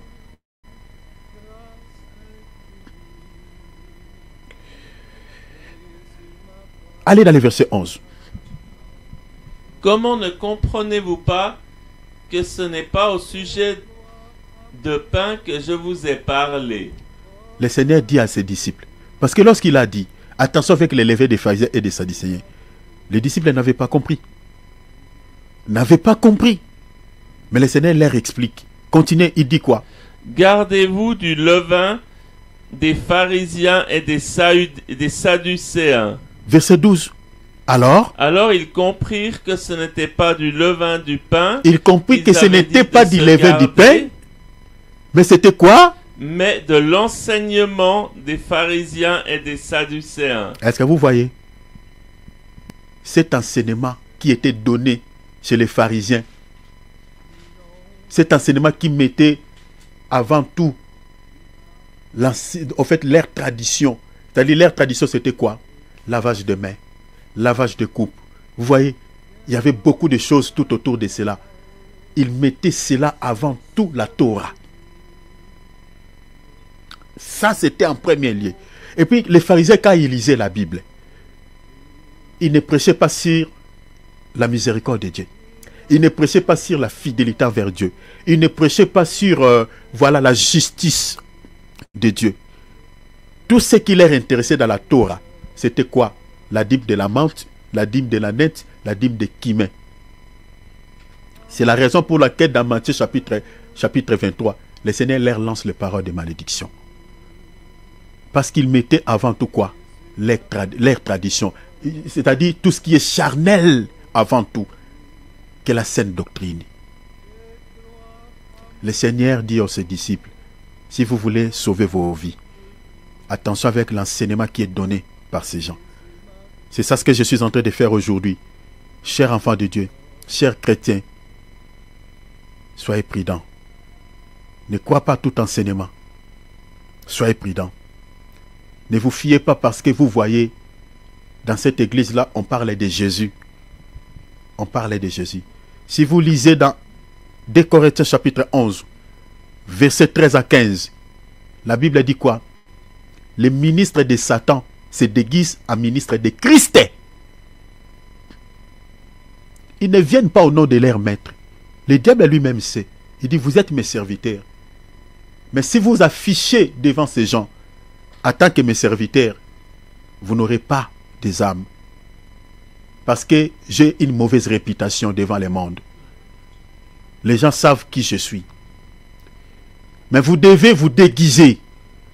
Parce que moi-même, Satan tel que je suis là, je me déguise en ange de lumière. Mais je ne suis pas un ange de lumière. Je ne suis plus. J'étais quand j'étais auprès de Dieu. Mais je ne suis plus l'ange de lumière. Je suis devenu l'ange des ténèbres. Mais quand je rends visite à ces gens, je ne paraisse pas. Je ne me paraisse pas comme un ange de ténèbres, mais plutôt comme un ange de lumière. Et Jésus l'a dit. Jésus a dit, je voyais Satan tomber comme un éclair. Il se déguise en ange de lumière. Et il est en train de dire à ses ministres, il dit, vous devez faire la même chose. Vous allez se déguiser en ministre de Christ. Cela veut dire quoi? Parlez de Jésus un tout petit peu dans vos bouches. Faire les choses comme eux. Chanter comme eux. Mais sauf que vous devez marteler beaucoup plus sur les fausses doctrines. Vous devez prêcher un évangile qui se limite au niveau de la chair. Ne prêchez pas un évangile qui peut cibler leurs âmes. Fixez le regard de ces gens sur les choses de ce monde. Fixez leur regard sur le m'as-tu vu. C'est ça la mission que le diable a confiée à ses serviteurs. La raison pour laquelle, vous allez voir, il y a certains serviteurs de Dieu qui se sont spécialisés que sur les domaines du mariage, sur les domaines des finances, sur les domaines des choses de ce monde. Regardez sur la toile, regardez leurs prédications, entrez dans leurs comptes. Vous tomberez sur des vidéos, vous allez voir, bien aimé, il y a bien des serviteurs qui se sont spécialisés, mariage matin, midi, soir. Comment satisfaire son mari, comment satisfaire sa femme, comment être heureux dans un mariage. Vous connaissez ces servantes, vous connaissez leurs noms, vous connaissez ces serviteurs dans notre monde. Ne prêchez pas sur la délivrance de l'âme, prêchez souvent sur les liens familiaux, prêchez souvent sur la délivrance de la chair. Vous connaissez ces serviteurs. Ils ne prêchent que sur les liens familiaux, sur les alliances sataniques, sur les malédictions des familles. Comment être libéré de cela? C'est bien, ce n'est pas mauvais. Mais après avoir été libéré des liens familiaux, parce que ça ne finira pas. Les esprits là continueront à exister. Ça ne finira pas. On continuera toujours à vous prêcher sur ces choses. Mais si ton âme n'est pas sauvée, si ton âme n'est pas délivrée, bien aimé, tu seras un candidat en enfer avec le diable. La mission que le diable a confiée à ses serviteurs, c'est l'évangile qui caresse au sens propre, qui se limite au niveau de la chair, qui ne cible pas votre âme. Demeurer dans les péchés, vivre dans l'adultère, vivre dans une vie de péché en outrance contre Dieu. Ça ne leur intéresse pas. Je dis à quelqu'un, cette année ne finira pas. Les 5 mois qui nous restent, tu achèteras Tesla. Je suis en train de prophétiser sur quelqu'un. Le Seigneur te bénira avec $100,000. Les $100,000, on est en train de te promettre là. Que le Seigneur te bénira avec $100,000. Le Seigneur, tout ce qui l'inquiète dans ta vie, c'est de te donner $100,000. Mais ton âme qui partira en enfer, ça ne dérange jamais le Seigneur. Ça ne dérangera jamais le Seigneur. Tout ce que le Seigneur peut te donner, c'est de vivre dans un mariage heureux. C'est de posséder beaucoup d'argent. C'est de réussir quant à la chair dans la vie. C'est de posséder beaucoup de véhicules. Et témoigner que nous sommes des dieux. Et faire mal aux gens qui n'ont pas.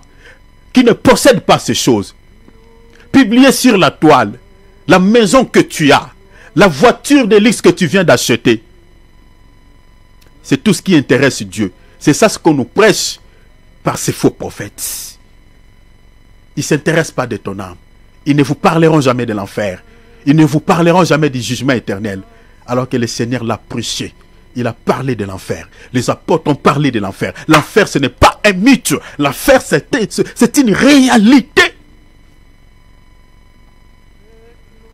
Mais c'est un évangile qui est totalement éradiqué dans nos églises. À l'heure où nous parlons, les chrétiens qui nous ont précédés dans l'au-delà, ils pleurent parce qu'ils ont été mentis par ces gens. Et ne soient pas les prochains. Cet évangile est donné pour que les écailles tombent de vos yeux, tombent sous vos yeux, que les écailles vous tombent, les écailles tombent. Que le Seigneur illumine les yeux de vos cœurs, que le Seigneur puisse vous ouvrir les yeux qui ont la capacité de refouler une fausse doctrine, de refouler un faux enseignement.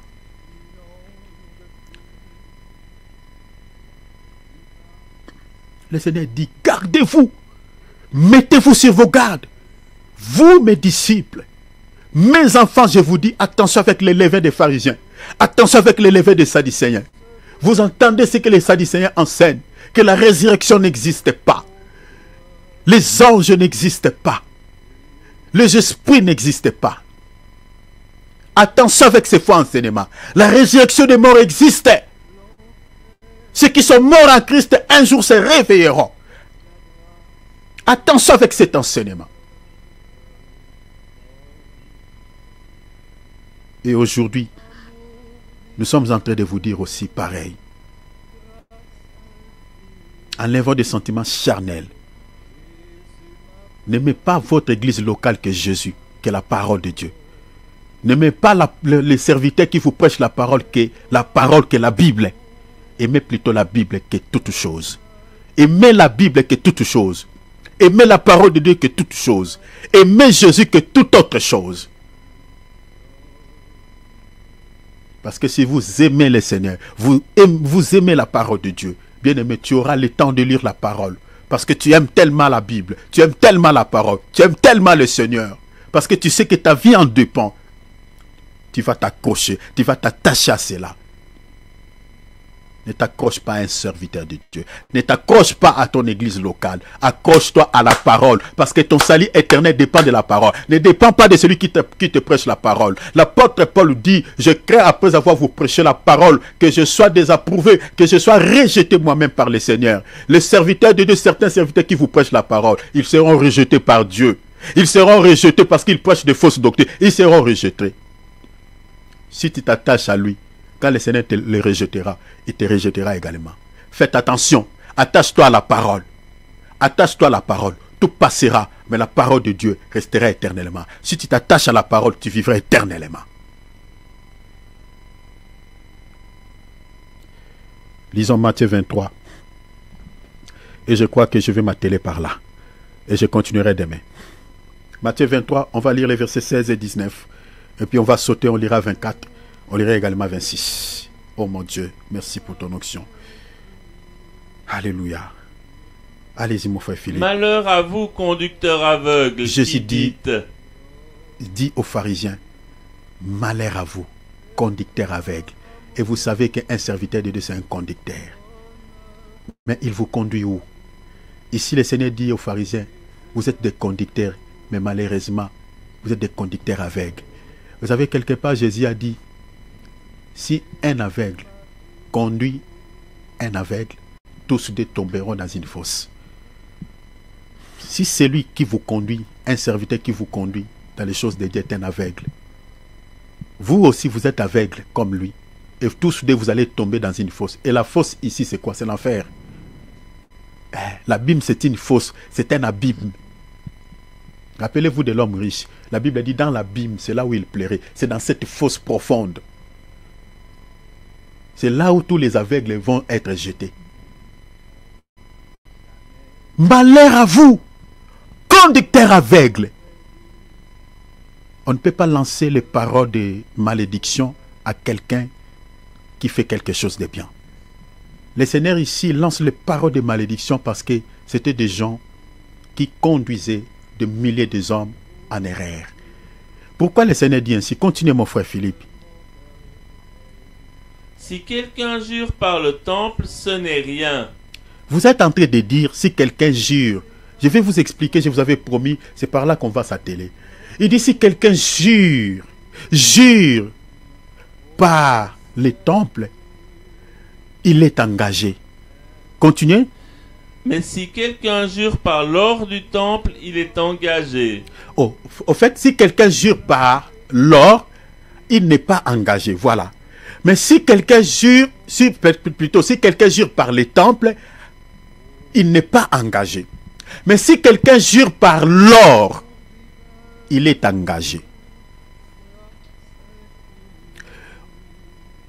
On va continuer, mais avant d'expliquer ce que le Seigneur dit ici, finissons directement la lecture et puis je vais rassembler les idées et puis je vous explique. Continuez, allez dans les versets 18. Si quelqu'un Dites-vous encore, jure par l'autel, ce n'est rien. Dites-vous encore, si quelqu'un jure par l'autel, ce n'est rien.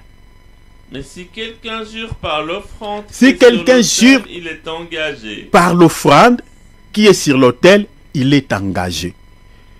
Continuez à aller dans le verset 19. Aveugle. Jésus dit, vous êtes aveugle. Parce que vous êtes en train de dire ainsi. Vous comprenez pourquoi Jésus leur dit aveugle, hein?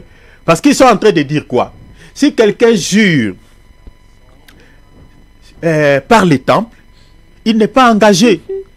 Mais si quelqu'un jure sur l'or qui est plaqué sur les temples, il est engagé.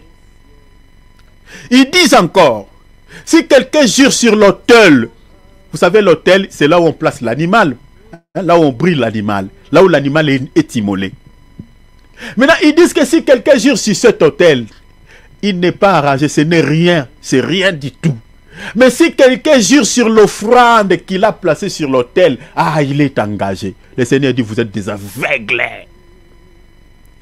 Vous comprenez maintenant l'essence de l'aveuglement, non? C'est l'esprit de l'erreur. Hein? Vous comprenez? L'esprit de l'erreur, c'est ça l'aveuglement spirituel. C'est-à-dire, ce sont des gens qui ne comprenaient rien par rapport à ce qu'ils disaient. Et continuez, le Seigneur dit, aveugle. Lequel est le plus grand? Le Seigneur maintenant, il est en train de leur démontrer. Il dit, tout ce que vous venez de dire là, entre les temples et l'or, entre l'autel et l'offrande, lequel est le plus grand? Continuez. Lequel est le plus grand? L'offrande ou l'autel qui sanctifie l'offrande? Vous voyez, lequel est le plus grand? Le plus grand. L'autel ou l'offrande qui sanctifie l'offrande? Continuez, verset 24. Conducteur aveugle. Jésus répète encore. Jésus a cité plusieurs fois ici. Aveugle, aveugle. Vous êtes des aveugles. Continuez. Qui éliminait le moucheron et qui avalait le chameau. Allez dans le verset 26 pour terminer. Pharisien aveugle. Jésus dit, pharisien aveugle. Nettoie premièrement l'intérieur de la coupe et du plat, Vous afin voyez, que l'extérieur aussi devienne net. Leur tradition était attachée à cela. Ils nettoyaient l'extérieur de la coupe. Ils ne s'intéressaient pas de nettoyer l'intérieur de la coupe. Le Seigneur dit, vous vous ressemblez à ces coupes. Vous ne nettoyez que l'extérieur, mais votre intérieur est pourri. C'est l'état de certains chrétiens aujourd'hui. Ils paraissent jolis le jour de la réunion comme dimanche. Voyez tout le monde. Voyez, les femmes vont chercher des plantes, des make-up, nanani, nanana, pour paraître au culte très jolies, très belles. Mais, sauf qu'ils n'ont pas nettoyé leur cœur. Ils n'ont pas nettoyé leur cœur. Il y a des mamans qui incitent leurs enfants. Il y a des hommes qui incitent leurs femmes. Il y a des femmes qui ont des problèmes avec leur mari. Il y a tout ça. Il y a tout ça là. Et nous nettoyons que l'extérieur. On se ressemble aux pharisiens. On se ressemble aux coupes. Que les pharisiens nettoyaient l'extérieur. Mais l'intérieur de la coupe, ils ne mettaient pas de l'eau dedans. Ils ne nettoyaient pas l'intérieur. Si nous voulons paraître jolis aux yeux de Dieu, nous devons, mes bien-aimés, nettoyer aussi l'état de nos cœurs. Errez ceux qui ont les cœurs purs. Errez ceux qui ont les cœurs nettoyés, car ils verront Dieu. Maintenant, regarde, le Seigneur dit, vous êtes des aveugles. Vous êtes des aveugles. Vous êtes des aveugles pourquoi? Parce que vous êtes en train de dire que si quelqu'un jure sur le temple, il n'est pas engagé. Ce n'est rien. Mais si quelqu'un jure sur l'or qui est plaqué sur le temple, parce que les temples étaient plaqués en or, les temples de Jérusalem étaient plaqués en or. Cela faisait la fierté du merveille antique. Les gens quittaient ça et là pour visiter les temples de Jérusalem en Israël. Étaient plaqués en or. Maintenant, ici, les pharisiens disaient aux gens, si vous prenez un engagement, vous jurez sur le temple, vous ne faites rien. Ce n'est rien. Mais l'or là qui est en train de brûler, si vous jurez sur l'or, vous êtes engagés. Et les gens croyaient à cela. Jésus leur dit, mais vous êtes des aveugles. Entre l'or et le temple, qui est le plus grand? Qui est le plus grand? Chers enfants de Dieu, je vais vous expliquer ici avant de clôturer. Laissez-moi nous dire que entre les temples et l'or, c'est le temple qui est le plus grand. Parce que le temple de Salomon, le temple que Salomon avait construit, chers enfants de Dieu, était tout un enseignement. C'est ça ce que les pharisiens ne voyaient pas. Le temple que Salomon avait bâti était tout un enseignement pour nous. Même pour l'Israël, même pour les pharisiens. Le temple là qui était en matériaux durables, le temple là qui était plaqué en or, ce n'est pas ça vraiment ce temple là qui intéressait Dieu. Mais il y avait un enseignement qui était caché derrière ce temple. Le Seigneur voyait un temple qui va être érigé, un temple sur lequel le Seigneur mettra son esprit permanent dedans. Tout celui qui entrera dans ce temple aura la vie éternelle. Tout celui qui va s'engager, qui va jurer sur ce temple, ne sera jamais dans la confusion. Le temple-là avait laissé sa place au trône de Dieu. Il était descendu sur la terre. Il a marché sur les avenues d'Israël. Le temple-là avait une bouche, il pouvait parler. Un jour, il a dit à ses peuples, il dit, le temple que vous voyez physique, vous n'en avez plus besoin. Mais regardez le temple que le Seigneur a placé aujourd'hui au milieu de vous. C'est moi. C'est moi. C'est moi le véritable temple. Si vous lisez dans Jean, chapitre 1er, verset 21, il est en train de dire, détruisez ce temple. Vous n'en avez plus besoin. Parce que le véritable temple est là. Et je le rebâtirai en 3 jours. La Bible dit, il parlait du temple de son corps. Il parlait du temple de son corps. Donc lui-même, il était le temple, le véritable temple, qui devait être érigé, qui devait se placer au milieu du peuple. Si quelqu'un jure sur ce temple, il est engagé. Il est engagé. Le temple là est plus que de l'or. C'est ce que les pharisiens ne voyaient pas. Parce que Jésus lui-même était le véritable temple. Et vous savez qui est l'or? Si vous lisez par exemple l'épître de 1 Pierre, à partir du verset 6 à 7, l'apôtre Paul compare les chrétiens à l'or. Il dit, vous vous ressemblez à l'or qui est éprouvé par les faits. Est-ce que vous voyez? Donc entre les temples et l'or, qui est le plus grand? Est-ce que vous avez vu ça? L'apôtre Pierre nous compare à l'or, qui doit passer par le fait, qui doit être prouvé par les faits. Donc c'est-à-dire, l'or, c'est la vie d'un chrétien qui est attaché au Seigneur Jésus-Christ, parce que c'était l'or était plaqué sur le temple. Cela parle seulement de notre vie d'intimité, de notre mariage avec le Seigneur Jésus-Christ. Nous sommes indissociables, nous sommes inséparables, parce que nous sommes en mariage avec le Maître. Mais attention, entre les deux, le chef, c'est l'époux. Ce n'est pas l'or. Le supérieur, c'est le temple, c'est le Seigneur. C'est l'enseignement qui était caché aux yeux des pharisiens. C'est pour cela que le Seigneur les appelait, vous êtes des aveugles. Vous n'avez pas compris sur la notion du temple. Vous n'avez pas compris sur la notion de l'or. L'or là que vous voyez, ça représente vos vies. Ça représente vous qui devez être attachés au véritable temple qui est votre Dieu. Mais regarde ce que vous êtes en train d'enseigner aux gens. Que si quelqu'un jure sur le temple, ce n'est rien. Mais si quelqu'un s'engage, jure sur l'or, il est engagé. Parce que vous êtes des aveugles et vous n'avez pas compris sur la notion du temple et sur la notion de l'or. Pareil avec les offrandes, pareil avec l'autel et l'offrande. Entre l'autel et l'offrande, qui est supérieur, qui est plus grand? C'est l'autel. C'est l'autel qui sanctifie l'offrande. Et vous savez, l'autel c'est quoi? L'autel c'est l'image de la croix de Golgotha. C'est là où l'agneau est immolé. C'est là où Jésus est mort. C'est là où nous avons la vie. L'autel, c'est l'image de la croix. Parce que l'autel était placé dans les parvis. L'autel des holocaustes. Et vous allez voir, les peuples étaient souvent dans les parvis. C'est là où le peuple s'est contenté de la compassion de Dieu, de la grâce de Dieu.